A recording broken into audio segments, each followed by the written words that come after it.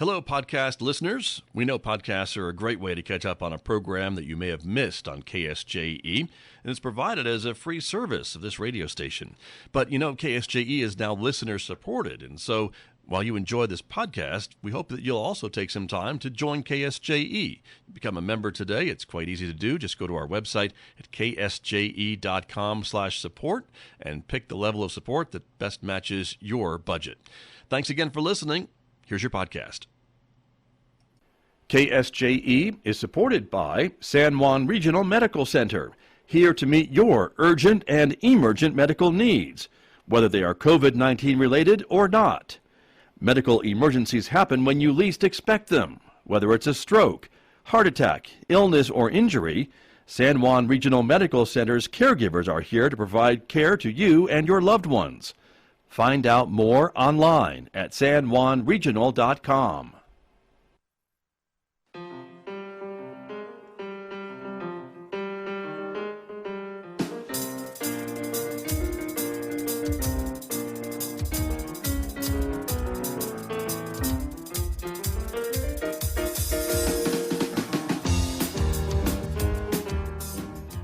"12 minutes past 8 o'clock. It is Tuesday morning, August 17th, 2021.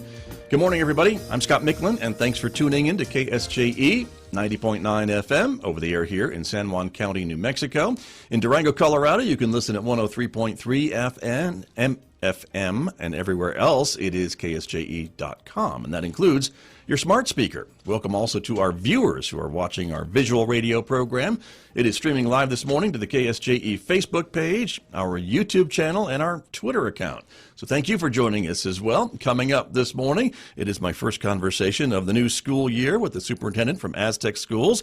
Kevin Summers is here. We'll be talking about the new school year and some of the things that he has planned coming up in the next few moments right here on KSJE this morning. Then later on, of course, it is Tuesday, so our Adopt a Pet Tuesday will be on the air at 8:50 a.m. We'll be showing you some of the pets available for adoption from the Farmington Regional Animal Shelter, including Snickers, the dog on the screen right now. Next hour, Mick Hess will be here roving with the arts. This morning, Mick is featuring music from the great Beethoven. You'll hear that coming up today after the news at 9:06 a.m.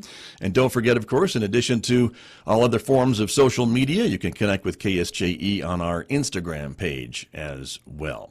Outside our studios this morning here at San Juan College, it is sunny and 61 degrees at the moment. We are expecting a mostly sunny day, but maybe some increasing clouds this afternoon with a chance of a scattered shower or thunderstorm. Warmer than Monday. It'll be 90 for a high today in Farmington, 64 overnight, but cooler tomorrow with a high of 78 on Wednesday with a chance of showers, 79 on Thursday. Maybe things dry out a bit on Friday with mostly sunny skies and a high of 79, and then back into the mid-80s with sunshine for the weekend. Well, let me turn to my guest who is here with me this morning. Welcome back to the KSJE microphones, the new superintendent of schools for the Aztec School District. Kevin Summers is here. Good morning. Good morning, Scott. How are you, sir? I am well. Welcome back. Well, thank you very much for having me. I appreciate the time and the opportunity to talk with you. Well, it is a tradition that we have done with the superintendents during the school year to have you on monthly to give an update on things that are going on in the district. And so since you're the guy with the job, it's no different. And we welcome you here every month. So. Well, I appreciate it. That's probably too frequent for you to have me in this studio, but I certainly appreciate it. Well, we're looking forward to visiting with you and hearing more about your plans for the district, as I mentioned. And of course, here we go with a new school year. Yes, sir. And as we were talking before we came on the air this morning, I was reminiscing a little bit about our last conversation when you were here back in May with Mr. Carpenter and talking a little bit about the transition and you being new to the job, and many congratulations all around. Thank you. And the hopeful outlook that we all had, I think, in May for the summer and the fall, and things were going to be so much better, and we were going to get back into much more normal conditions, and here we are. And of course, as we've learned in the last 18 months, real life kind of turns out a bit different than we planned. You're absolutely right. We were very hopeful that this new school year would be something that looked a lot more like quote-unquote normal. But as we've seen over the last about 7 days now, we're on day 7 in Aztec, it really hasn't changed a whole lot for us in terms of the requirements that have been provided to us by the state. But that doesn't mean that we can't operate differently as adults. And so that's kind of our big focus this year is figuring out what are the things that we can do as adults to make sure that all of the people who come into our buildings are inspired, they're safe, and they're fulfilled when they leave. So that's kind of where we're at today. That's true, and that's something I've seen written a lot of places at Aztec Schools, those 3 words that you just shared with us. Yes, sir. And so that is kind of your, you told me, and I've already forgotten what you called it. I apologize, but I want to call it a slogan because I did that before. Call it what you want. Slogan, mantra, mission, vision. We call it a just cause. A cause so just that we, can't help but join in and roll up our sleeves and get to work. Thank you. I should have written that down because it's a great thing. But inspired, safe, and fulfilled. Yes, sir. Are the 3 words that we will probably be hearing a lot from Aztec Schools this year. It's really something that we want our culture to be. It's a very aspirational goal, and we recognize that. But we also know that it's an obtainable goal for us. So it's one of those goals that really, when it comes down to it, is about 3 things. It's about understanding generational differences, not only amongst our staff but also amongst our students. We have students that are starting to gap 2 different generations, Generation Z and Generation Alpha. And then also we're talking about competencies and soft skills of students, the things that people, high-functioning adults, ought to know but sometimes don't, things like respect and patience and resilience and grit. And then finally kind of talking about how is it that we communicate as adults. There's 5 basic communication theories. Some are preferred over others. Society prioritizes some over others. And then as an industry of education, we have tended to prioritize some over others. And a lot of times those don't necessarily match up. So being very diligent in how we communicate, and one of the reasons I appreciate being on the show. Right. It's a great means for us to have those conversations. Well, we hope so. And even for folks who don't live within the confines of the Aztec School District, to learn and hear what you're planning and what you're doing and what your students are doing, what your teachers are doing. Yes, sir. I think is a great service as well to spread the word. And that's why we're happy to do it. We've got some kind of talking points, if you will, to talk a little bit about some of the things. You had your district-wide convocation just about a week ago. Yes, sir. Yeah, August 4th, and huge gratitude to San Juan College and Dr. Pendergrass for allowing us use of the Performance Hall at the Henderson Fine Arts Center. What a tremendous opportunity for all of us. We had all of our employees gather, and we don't really have the facilities in Aztec to be able to gather responsibly and be able to social distance. Right. But when we were able to use the Henderson Center, it was perfect for us. We could use the balcony and the bottom, and we only used it for about 4 hours. But in that 4 hours, that's when we really started to dig deep of what does it mean to be inspired, safe, and fulfilled, and really setting the tone for the school year. And if I'm going to kind of summarize it for you, it's really, let's care about people. If we can learn a little bit about math or reading or science or history or any of the other things, that's great. It's all gravy, but let's care about people. That's our focus this year. Well, and after the year that we've all had, I think that maybe makes a lot of sense, right? And for parents maybe listening to us and watching us this morning, what does that mean for their kids, though? Are they still going to learn about math and science and all that important stuff while they're coming to school? Of course, through the lens of what are the skills that kids have to have in order to be successful, not only in the classroom, but more importantly, quote unquote, in the real world, right? And so while we're learning about fractions, while we're learning about author's purpose, we're also talking about what's it mean to be a responsible human being.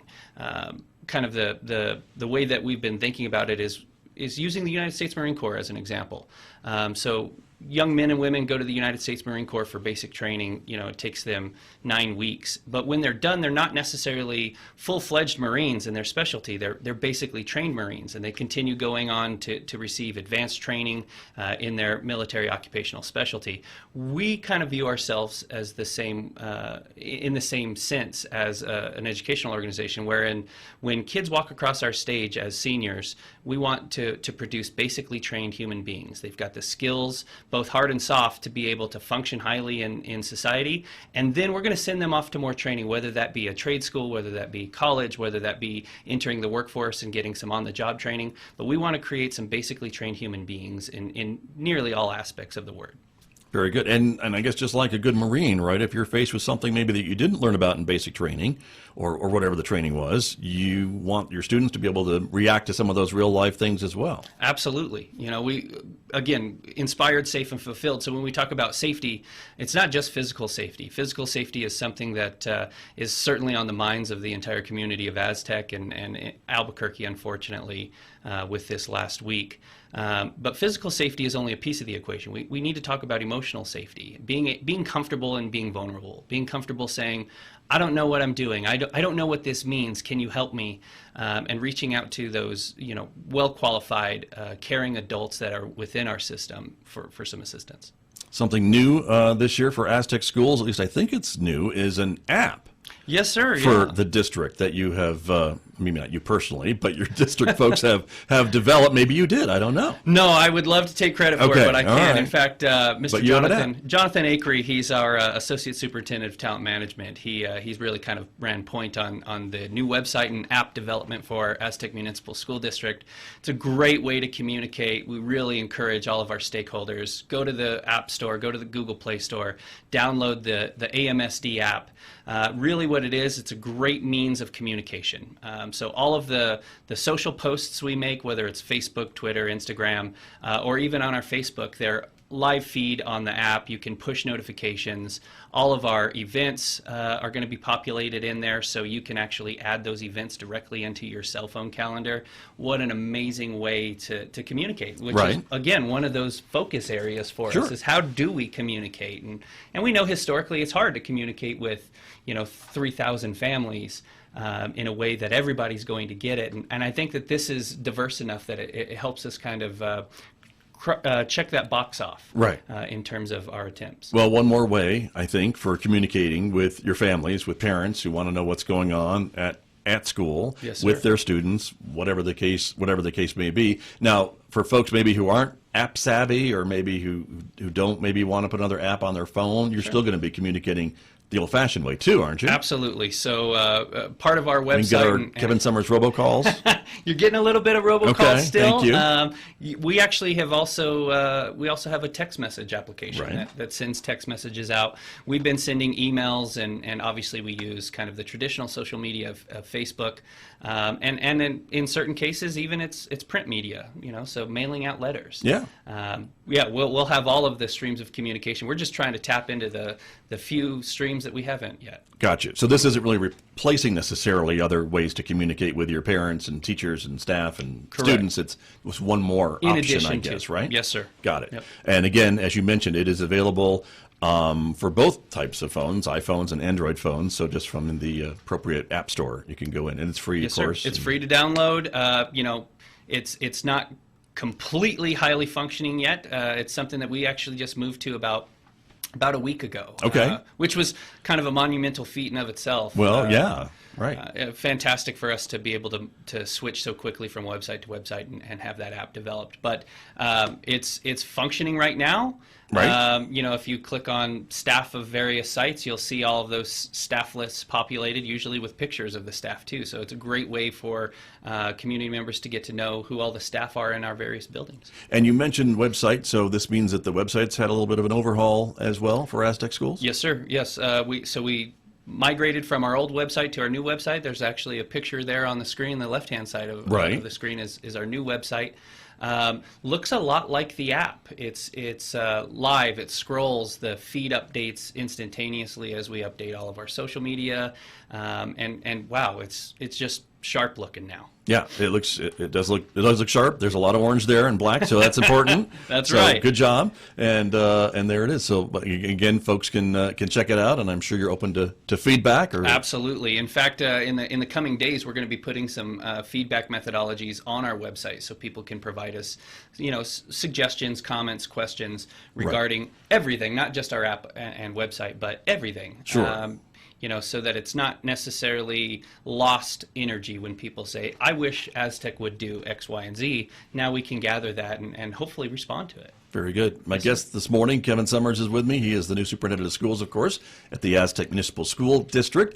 And I always hear from superintendents sometimes and others at school districts that maybe some of the software that they use to communicate with parents, and if parents don't update their phone numbers in that software, they're not able to reach those parents in case of whatever you need to communicate with those parents. Is that something that absolutely that this may help with, or still they need to do that? No, I think that this is a great way to kind of ease some of that concern. Obviously, the first thing we always ask parents to do is, as you're enrolling your child every year, let's update those phone numbers, let's update those emergency contacts, just in case. But in the absence of doing that, having an application like this on your phone where you're receiving push notifications directly from our organization certainly aids that problem that we are experiencing across the state with people changing phone numbers and things of that sort. Right. Well, and I always tell everyone, know your sources.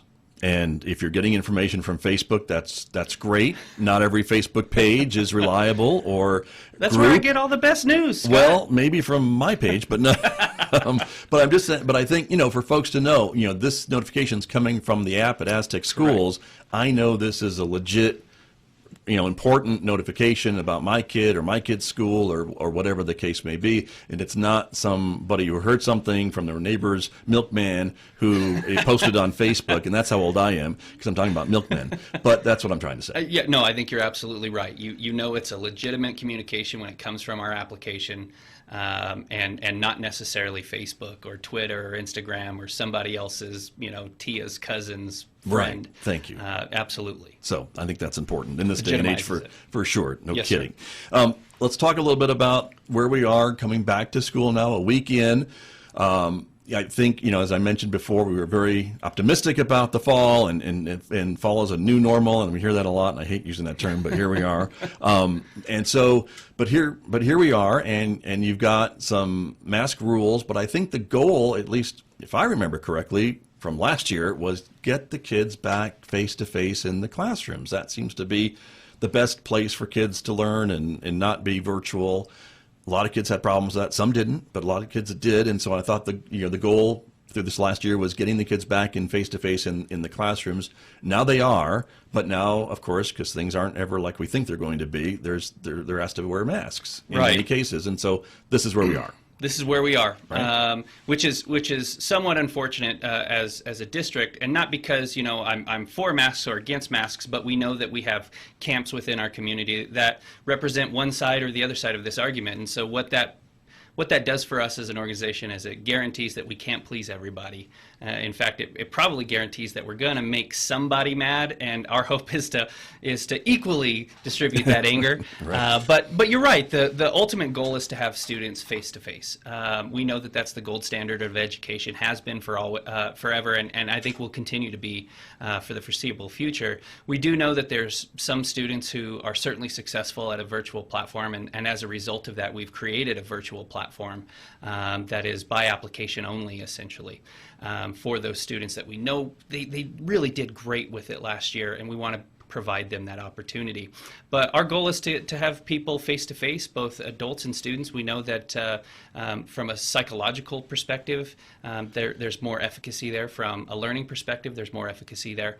And that's what we've done. So while we do have some mask mandates placed upon us by the State Department of Education, ultimately the goal has been achieved in having in-person instruction.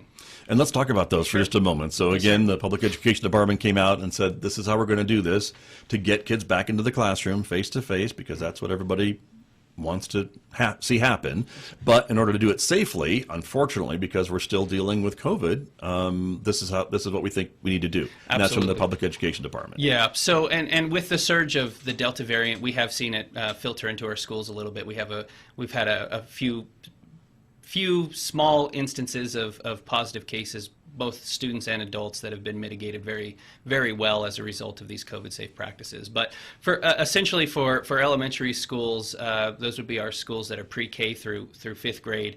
Everybody needs to wear a mask, and that's right in line with guidance from the CDC and the American Academy of Pediatrics. And these students are too young to even get a vaccine Exactly. at the moment, and Correct. so this is where we are. Exactly. So anybody who's under 12, whether they're an adult or not, or whether they've been vaccinated or not as an adult, we just want everyone to wear masks as a result of the PEDS mandate, so that we're in compliance with it, but also we're mitigating that potential transmission vector. Right. For secondary schools, these are the students who actually have the ability to become vaccinated, should they so choose, as well as our adults. And so at grade level 6 through 12. Should somebody want to not wear a mask, all they have to do is choose to provide us some sort of evidence of vaccination, and we'll issue them some documentation. And if they have that documentation with them, they don't have to wear a mask while indoors or on district transportation. And I really think that there's a great compromise this year that we didn't see last year, which is when outside, regardless of grade level, regardless of vaccination status, when outside or actively eating and drinking, nobody needs to wear a mask necessarily. It's very hard to eat a cheeseburger through a mask. No kidding. And it's very hard to breathe when you're sprinting on the playground with your friends. So I think that there's this nice break that's kind of built in through the day of anytime you're outside, that mask comes off. And as a result of that, we've encouraged our teachers at all grade levels, hey, weather's beautiful right now. Let's get our students outside. We can do some outdoor learning. And really kind of maximize that comfort for some of our students who may have trouble breathing in a mask. Right. And we've heard that, and that's, yes, sir, for some kids, is a legitimate concern the parents would have, and so having these breaks maybe throughout the day gives them a little bit of a break from having to wear that mask. Absolutely. All the time. Yes, sir. And you have this mask pass, which is what you're talking about. So if folks do want to provide, I guess, proof of vaccinations, they would be given this mask pass. Correct. Yeah, I do need to reiterate, Scott, that it's completely optional. Right. Nobody has to provide us evidence of vaccination, but if I'm a secondary student or a secondary teacher for that matter, and I want to not wear that mask, I do need to provide some sort of evidence of documentation, or vaccination, excuse me, whether that's my vaccine card, whether that's a printout from the Department of Health. Once we have that, we will verify it. We issue a mask pass that that person keeps on their person at all times. Right. So, they could clip it to their lanyard if they wanted. They could put it in their pocket, put it in their backpack. And really what it is just verification. If they're walking through the hallway without a mask and a teacher stops and says, Scott, I noticed you're not wearing a mask, you can produce your mask pass real quick. Teacher says, thank you very much, and you can put it away and go about your day. Conversely, if you don't have that mask pass with you and you're not wearing a mask, we would probably issue you a disposable mask and say, hey, sorry, Scott, I understand you have a mask pass, but you don't have it with you today, so we're going to need you to mask up so that we can be in compliance with the rules that have been mandated to us. Right. And I guess you're suggesting, Mr. Summers, that students might forget something when they arrive at school some days that happens? Yeah. Does that still happen? Students are kind of like Etch-a-Sketches. We spend all day as parents and as teachers crafting this beautiful picture on the Etch-a-Sketch, and then they go to sleep and somebody shakes them, and we kind of have to start over. So sometimes they forget a few things. But you've got a plan for that. Yes, and sir. That's important for folks to know. Now, the other thing I wanted to ask you about, since we just got through talking about this, and folks may be feeling a little, as you mentioned, folks have various emotional responses and maybe well-reasoned responses for guidelines like this. And so Aztec Schools just last night, I think, the school board decided to join a lawsuit in New Mexico. Tell us about that, if you could. So it's the Board of Education, Gallup, McKinley County Schools et al. I think there's a total of 18 plaintiff districts against the New Mexico Public Education Department, and it's specifically regarding local control. And so the crux of the case is essentially this: there are currently two statutes in the state of New Mexico. One statute, I believe it was 2004, that provided the Public Education Department authority over schools. But then there's another statute that provides locally elected school boards local control over schools. And so both of those statutes being in existence at the same time it seems to be a little bit of a conundrum, right? You can't have both of those statutes at the same time. One person has to have power over the other. And so the Board of Education for Aztec Municipal School District last night voted to join in that lawsuit with the other 17 plaintiff districts. We do see it going, probably several years in the works, but it's something that's encouraging and making sure that our local school district can make the decisions that are necessary for Aztec. In fact, one of our board members noted last night that the decisions that are good for Aztec might not necessarily be the same decisions that are good for Albuquerque Public Schools. And I think that goes for all 89 districts. We're very unique in this state, and even in this Four Corners area. The difference between Farmington and Aztec and Bloomfield and Central is pretty immense. And so having school boards be in control of making those decisions locally is something that the board is interested in. Got you. And this came to fruition, I guess, from some of these mandates that have come down from the state. Is that kind of how Gallup got involved with this? I mean, I think Gallup originally started based on some other dealings with the state, but we've seen that plaintiff list grow as a result of these mandates from the state. I see. And we've certainly seen in other parts of the state school boards trying to pass some action and essentially kind of getting their hands swatted and a little bit more. Some school board members are out of a job in some districts, so yes, I understand. And so you've joined, the Aztec district has joined this lawsuit, and as you say, this probably, like lawsuits go, could take years to resolve. But I think what everyone is maybe looking for, at least the plaintiffs, are some decision as to what should be the rule and the rule of law in New Mexico as far as control. And I guess part of me says, but don't we want state standards, and don't we want all kids to learn a certain standards of education? And if you leave it up to local schools, could that just be a hodgepodge of educational standards if you do have that local control? Potentially. I think when you look at statute, there's about 8 different responsibilities of the board, one of which is local policy, finance, hire and fire the superintendent. Those are kind of the big 3.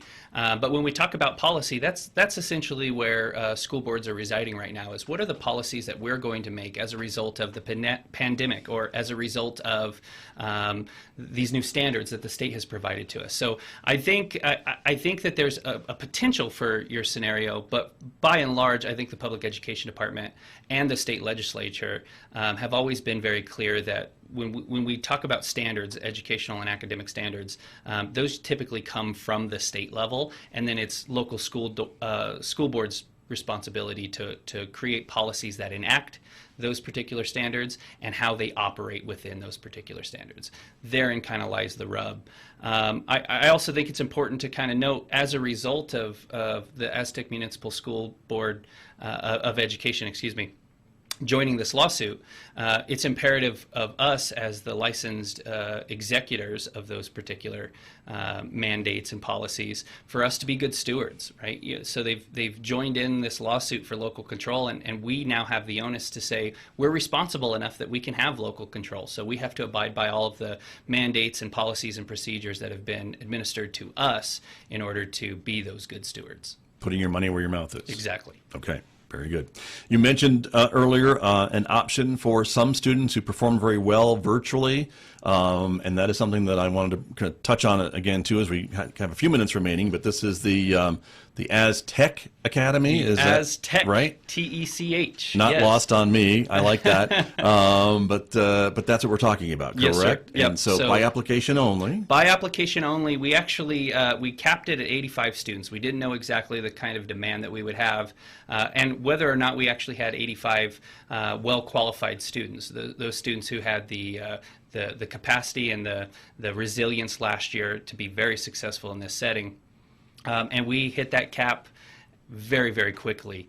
So currently we have a waiting list, and that waiting list I think is about 10 or 12 right now. But once that waiting list hits 40, that is cause for us to begin a new cohort and start to hire some new people in order to make that work. So for any parents in the Aztec School District that are interested in having a virtual only option, provided that your student is well qualified, you can certainly apply for it. That's on our website at aztecschools.com, and then at the top you'll see Aztec Academy. There's an application process there, and our principal, who actually is one of our assistant principals at the high school, Sharda Sanders, she's in charge of that particular program. So she does all the vetting and has conversations with families as to what to expect, what are the requirements of families, and what are the responsibilities of Aztec schools. Very good. And this is for K through 12. K through 12, yes, sir. And so interesting. And again, I guess for the application, you just want to make sure these students are are performing well or will perform well in this new environment, that they don't get there and then say, oh, well, I'm not doing very well, I want to go back to face-to-face. Exactly. We don't want to set anyone up for failure. So there's checks built in, both academic checks and also social and emotional checks, making sure that people have the resources and supports available to them to be successful, making sure that, we have a family member, whether it's a parent, a grandparent, a brother or sister, somebody who's there to be essentially the learning coach for that particular kiddo. While there is live instruction available in this virtual option, it's not necessarily one-to-one and hand over hand. We're not in the homes with these particular individuals. So we need to make sure that those supports exist and the infrastructure exists. Do you have a computer? We'll provide you a computer. Do you have internet? Do you have the availability to sit down in a quiet space and be able to, listen to the teacher or perform those tasks so that you can exhibit mastery? All of those things have to be considered. Gotcha. Yes, sir. Very good. Well, Mr. Summers, we are out of time for our visit today, but I certainly appreciate you coming in and sharing some of this information with us. I guess just a final thought, if you had any words of advice for students or parents who hear us talking and they're like, oh my gosh, we're going through this, here we go again, kind of a thing. But my hope is that this is temporary, that some of these masking requirements and other things are temporary. And as we see more folks maybe becoming vaccinated and get a better handle on this variant, that perhaps some of these things may go away as the school year progresses. Yeah, I too hope that it's temporary. I do have the suspicion that it's going to get a little bit worse before it gets better in terms of what those masking mandates may be in the coming weeks. But that being said, we're a resilient people. We have been since the dawn of time. Our country is founded upon people who were willing to go the extra mile. And we were talking earlier about generational differences. And so we oftentimes talk about the matures or the builders as being the greatest generation. And they weren't the greatest generation because they're better than everyone else. They were the greatest generation because they were willing to do whatever it takes to make sure that the next generation was set up for success. And I think that that's a viewpoint that we can take right now, is we have the opportunity to do the things, whether they're convenient or not, whether we like them or not, to do the things that make sure that the next generation, Generation Alpha, and subsequent generations are set up for success. Well, we'll look forward to continuing the conversation. Mr. Summers, thank you for being here. Thank you, Scott. Really appreciate your time. Thank you very much. We'll see you again in about a month. Yes, sir. That is Kevin Summers, Superintendent of Aztec Schools, my guest this morning here on KSJE. And back with more in just a moment, everyone. The time is 8:42. Did you enjoy that podcast? We hope that you did. And if you did, share it with your friends.